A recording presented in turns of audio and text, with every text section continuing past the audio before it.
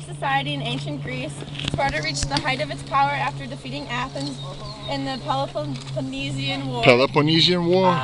Which lasted from 431 to 404 BC. Even after their defeat by the Thebans, Spartans still had power. However, it was not as good and considered second-rate. The Spartan society was split up into three main groups: the Spartans, which were considered full citizens; the Helots, which were considered slaves; and the Perioeci, which were considered not slaves or citizens, and instead just built tools for the soldiers. Healthy male citizens had to take part in an educational system which was focused on obedience, endurance, courage, and self-control. Spartans were taught that loyalty to their state of Spartans was most important, even more than their family.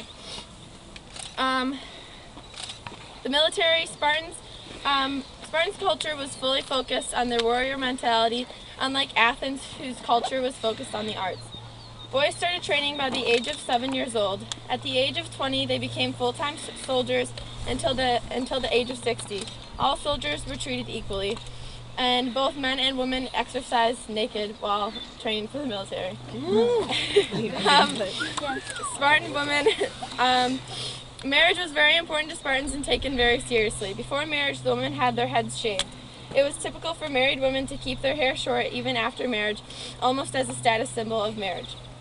Husbands and wives typically lived separately from one another, and in order to see another, they had to sneak out.